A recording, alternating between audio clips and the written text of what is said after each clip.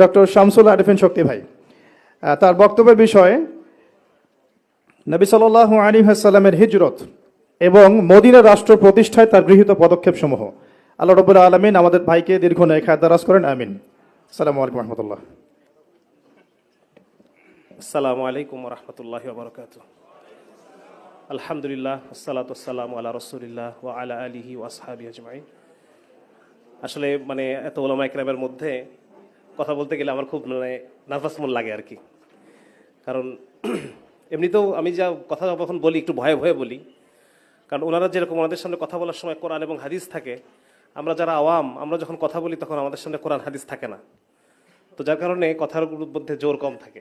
হ্যাঁ, এই জন্য বেশি বেশি ওলামা কেরামের কথা আমাদের শুনতে হবে, যাতে করে আমাদের ঈমান আমল বৃদ্ধি পায় এবং আমাদের সামনে আমাদের ভিশন যেন সাফ হয়। আল্লাহ তাআলা কবুল করুক। তো আমাকে যে